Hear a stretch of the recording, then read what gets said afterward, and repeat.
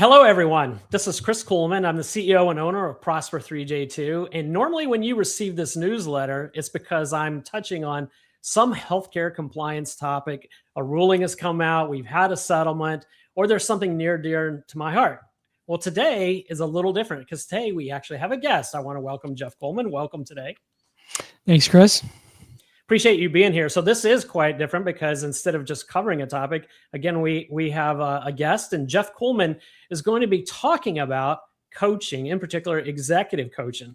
But before we jump into that, I want to tell you a little bit about Geoff Kuhlmann. Geoff was a retired, or is, I should say, a retired lieutenant colonel after 28 active years in the Army. Throughout his career in the Army, he's been a mentor, chief of staff multiple times, regional director, executive director. He's also worked for a consulting firm in which he led projects or participated in projects. If you look through his resume, what you see is a leader of men, a leader of projects, and as I understand it, also a leader in his church. So Geoff is well-versed in what leadership looks like, what it doesn't look like, and how he can help you bridge that gap. So that's why we have him on today. And I think, Geoff, before we really jump into this, because I know I had this question when you and I spoke way back, I guess a year ago, 2 years ago, when we were kind of stepping into this coaching world. What in the world is the difference between coaching and consulting? Because for me, when I was a novice, I thought, oh, those are the same. But I think you would answer that quite a bit differently. What say you?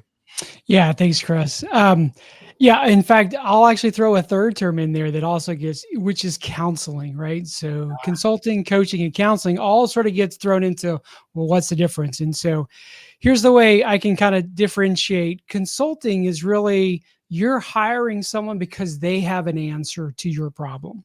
So if you have a business and it's struggling to do something, you hire a consultant to fix that problem, or at least to come in and tell you, this is what you're doing wrong, this is how to fix it.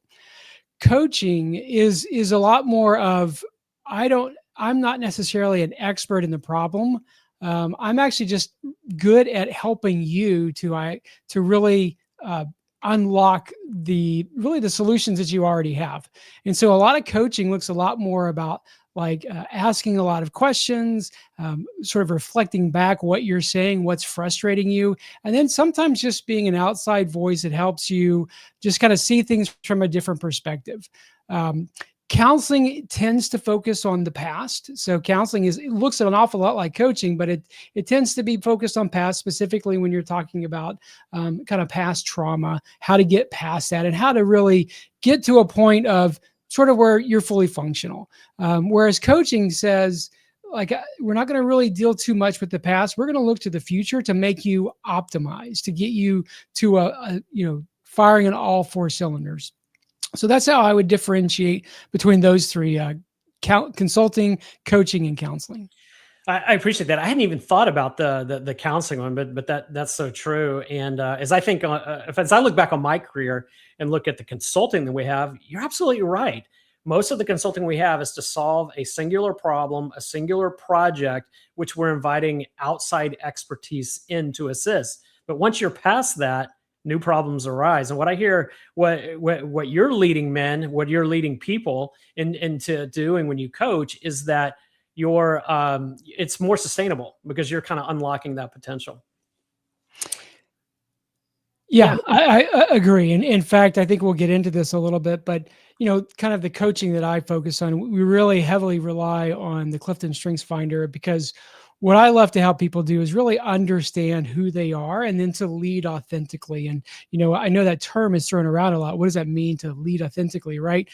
To me, it means leading out of who you are. Well, if you don't know who you are, you don't know what you're really good at, or you've got glimpses, but you're not sure, that's where you have a problem, and you just start to try things that other people have. So again, like I said, I think we'll get into this a little bit, but that's one of the things that really drives me and my coaching is helping people, number one, to understand who they are, and then helping them to kind of apply that to whatever problems or issues they're having. So I appreciate that. So I'm going to pivot for a second. When I look through your bio and your history, I mean, your career is got leadership everywhere. And certainly in the early part of your career, that would have been a lot to do with being in the military, being a leader, and continue to go up through the ranks. But even since then, lots of leadership where you're leading projects and you're leading people. My question to you is, how did you take that and decide to get into coaching? Like, what was there a particular event, or how did this become a passion of yours that you're saying, no, I want to do this really full time and help other people? Yeah. So, yeah, it's an interesting question because in the Army, we would oftentimes say we coach, lead, train, mentor. I would actually say, based off what I understand now about coaching, we lead, we train, and we mentor, because mentoring is a lot more like consulting, where I have a career path. I'm a successful officer. If you just do what I did, then you'll be successful too. That's really kind of what mentoring looks like. Wasn't really a lot of coaching. Wasn't a lot of the Army asking you, what do you do good at? How can we adjust to you? It was a lot more of really, how can you adjust to the Army? And for me, one of the things that probably the biggest impact on me was what that got me into coaching was actually coaching. So around 2015 or so, I was considering retiring from the Army, and I had a friend and a mentor who had just gotten into coaching, and he asked me, he said, "Hey, have you ever taken the Clifton Strengths Assessment?" And I said, "No, not really. Never even heard of it." And he said, "Well, I think it would really help you, and it may help you. I'll coach you through it, and then maybe it'll kind of help you decide what you want to do, sort of post-military." And I remember I went on the website, I looked at it, it was $60, and I remember I hesitated for 3 or 4 days, thinking, because I'm kind of cheap, and so I'm like, oh my gosh, I've taken the Myers-Briggs, I'm an ISTJ. It's not even close, like, and it never helped. Like, it was not, so what? So I'm an otter or a beaver. Like none of that stuff ever really helped. But what it came down to was trust. I trusted this guy. His name is Dave Mead. He was the founder of WeAlign Coaching. And so I took the assessment. And when I got the assessment and read it, I thought, wow, that's actually that sounds pretty much like me.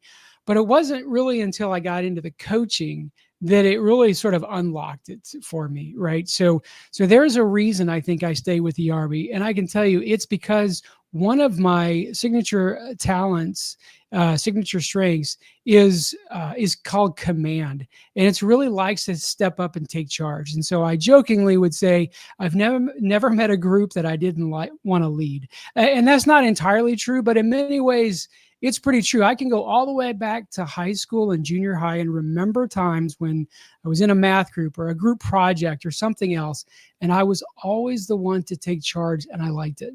And I really feel like one of the reasons I stayed in the Army for so long was because I got time and time again the opportunity to use one of my signature strengths, something that energized me, that I really enjoyed it.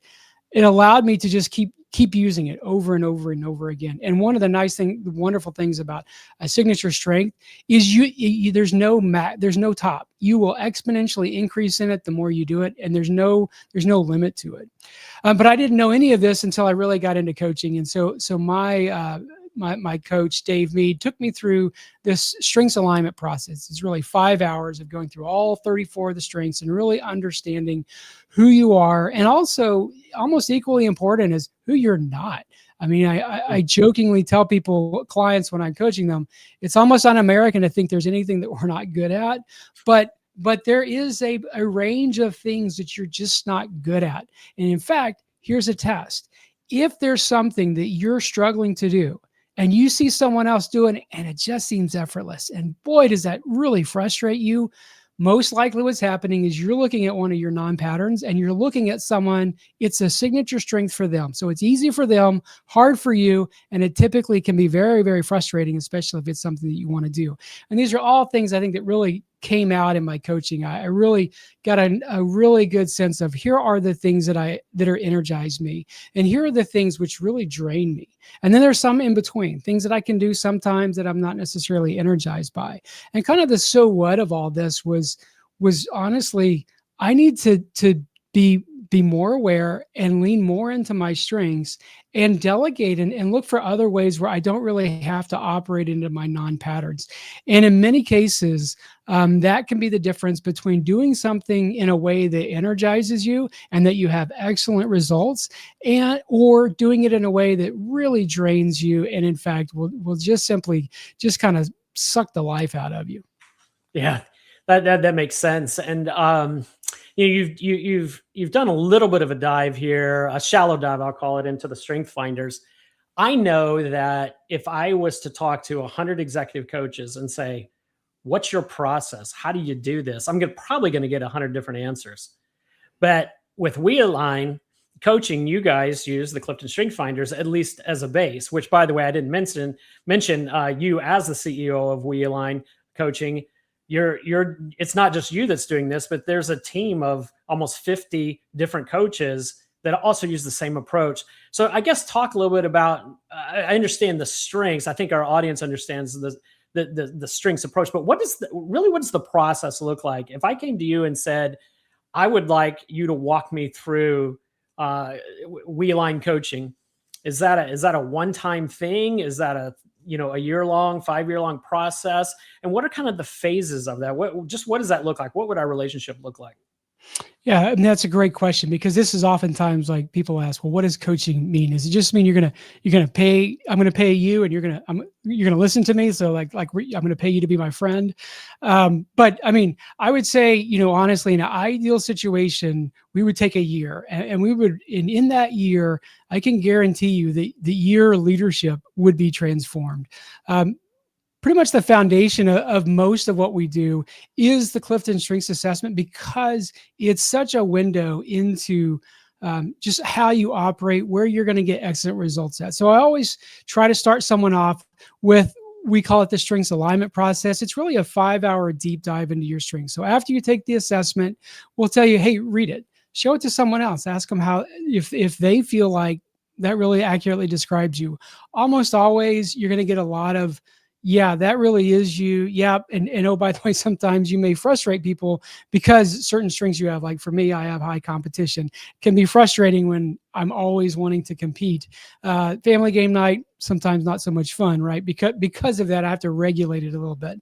So in coaching at WeAlign, we really start with the foundation of making sure you understand who you are. That's a 5-hour coaching process where we'll take you through. Now, again, for me, ideally, we're talking about like a full year of transformation. But after that 5 hours, we take the next several months of kind of ongoing coaching to really help you apply that, right? So just knowing something, so just having information is helpful, but not transformational. And I think that once you start talking about things at your job that are frustrating, and as a coach, I may ask you questions like, well, what are you, how are you approaching this? Oh, well, it sounds like, you may be using one of your non-patterns to try to attack this problem. But remember, non-patterns are ones that are going to really drain your energy and frustrate you. What if we redid this particular problem you're having and looked at it from the lens of one of your signature strengths? What would that look like? And really help you sort of unpack not just what are my strengths and what are my non-patterns, but how do I use them? How do I use them in an authentic way where I'm leading in a way that people can tell I'm energized by this and I'm really excited about what I'm doing? And that's what we help you kind of do. And kind of at the 6-month point is a good point to kind of stop and kind of take a holistic view of where have we gone, kind of a mid-course correction to really help then start looking forward. Okay, now that we've gone through your strengths and now that you're learning to apply them, what are some of the big, the big targets, the big things that you really want to see transformed, which may take a while, may take even 6 more months of coaching to kind of get at, that will really transform you into an authentic leader who leads from their strengths, who is a joy to be around because you're energized by what you're doing and you're operating in things which energize you. That's wow. So it sounds like to me, if I'm hearing correctly, there is some commitment here. There is, I'm committing to be transformed, and that you're committing to provide that pathway. It's like a bi-directional commitment. Yeah, absolutely. In fact, one of the things I always do is I take at least a 30-minute to 1 hour conversation with a potential client, because because it may not be a good fit. Like, I don't take every person who calls me and says, "Hey, I'd like you to take me to the strengths." We actually have a conversation, because you may be at a point in your life where, I mean, I think strengths are helpful for everybody, but you may be at a point where that's actually not what you need. Maybe you need a consultant to come in and actually kind of fix a few things before you even get started on how to be a better leader. In which case, I mean, straight up, honestly, I would tell you that. I would tell you, I don't think what you need is me. I think you might need something else, and maybe come back in a few months. But there are some sort of like different levels of commitment. Like, if you just want to do the strengths, like, we can do the 5 hours of coaching. There's a particular price point for that. If you want to do kind of like, say a 6 month, well, I'd like to do the strengths coaching, but I'd also kind of like to help, apply those and sort of learn what that looks like. We can do a 6 month package as well. I just feel like, the best is, if you put in the commitment of a year, I can virtually guarantee you, if you put the work in, you're going to be changed significantly, because you're going to know who you are, you're going to know who you're not, and you're going to be able to learn to really lead effectively out of that. That's great. So that actually prompted me with a thought here. So pretty much what you have shared is kind of this individual relationship. It's you and a client, and you're working with their strengths through that discovery process. Take that hat off for a second and put on your CEO of WeAlign coaching hat. And you have 3 companies that come to you: Company A, Company B, Company C. Company A is a solo entrepreneur company, one leader who comes to you for coaching. It seems to me that either you or one of your coaches would handle that type of relationship of which you've been talking about.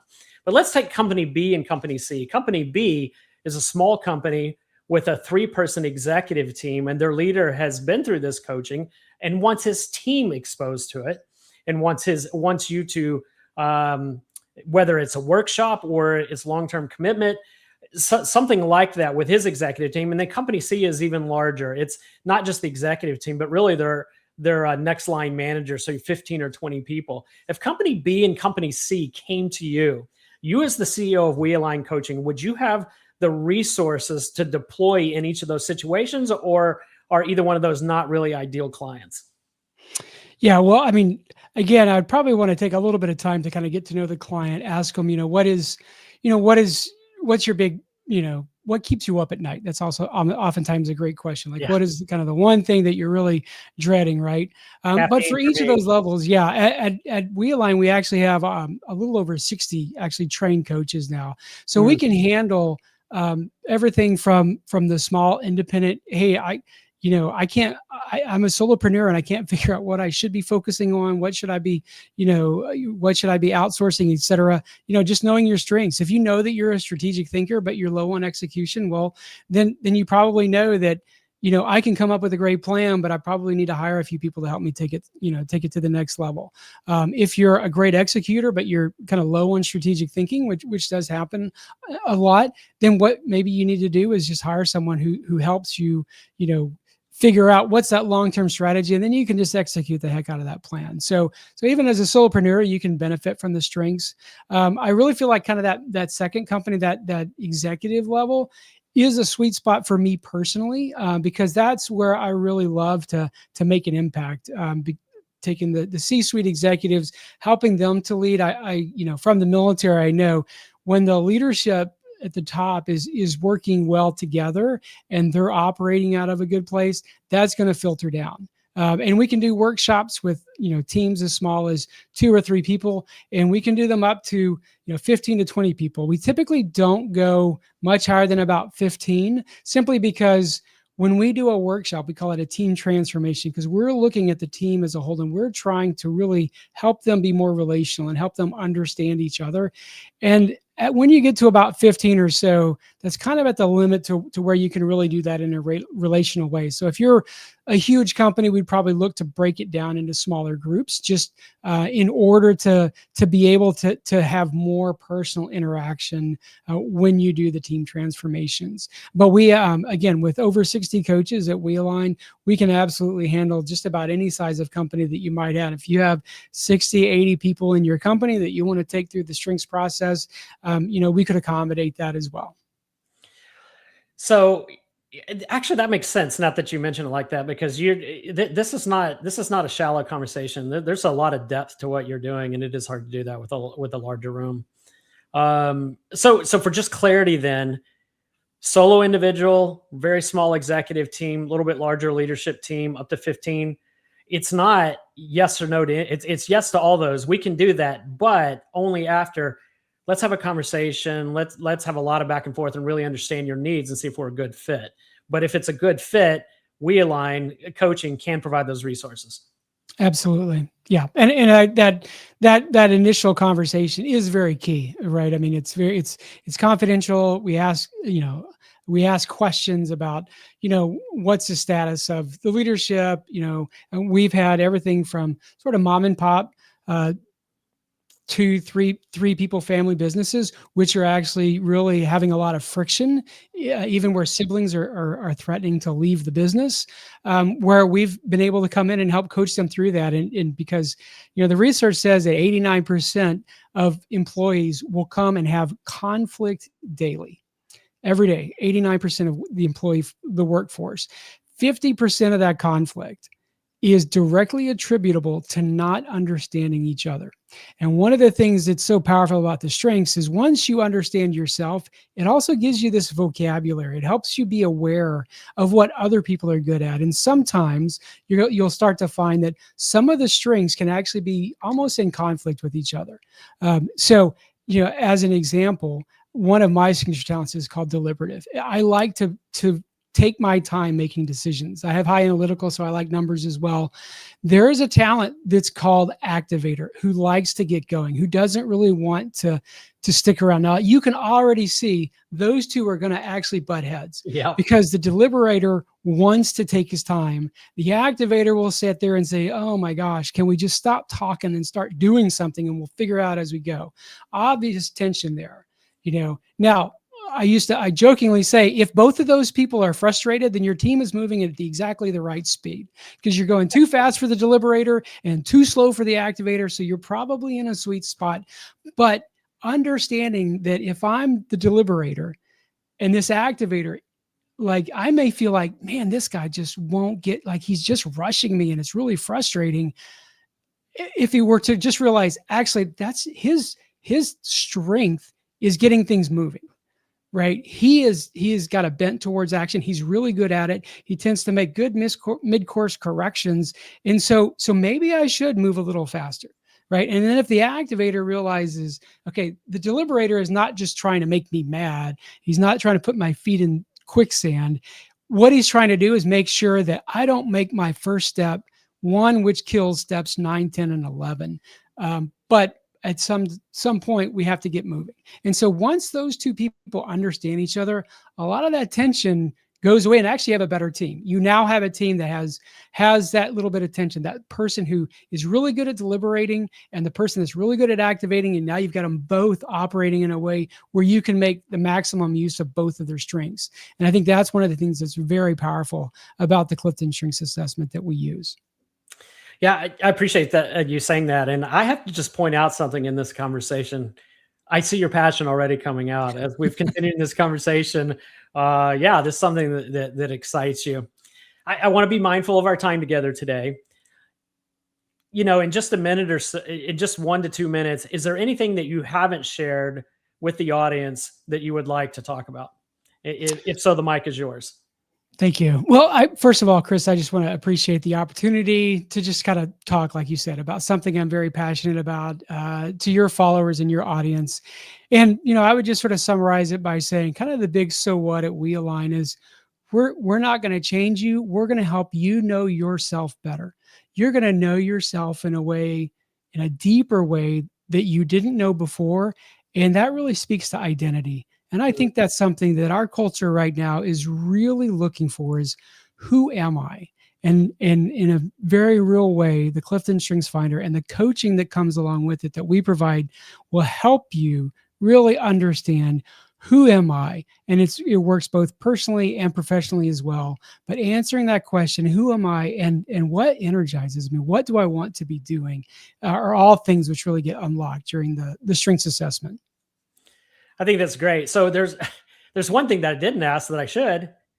hey, I'm somebody and I'm interested in WeAlign coaching now that I've listened to you. How do I get a hold of you?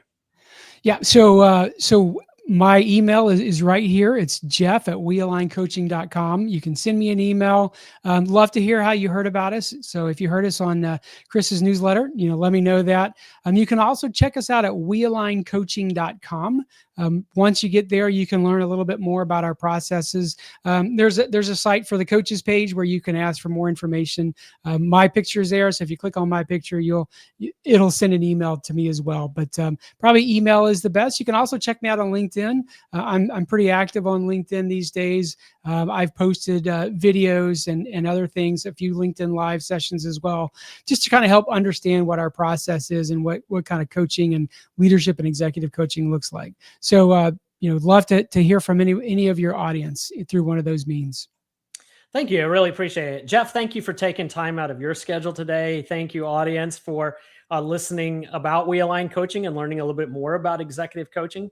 Ladies and gentlemen, Geoff Kuhlmann, CEO of WeAlign Coaching. Have a blessed day. Thanks, Chris. Okay. I think we're good.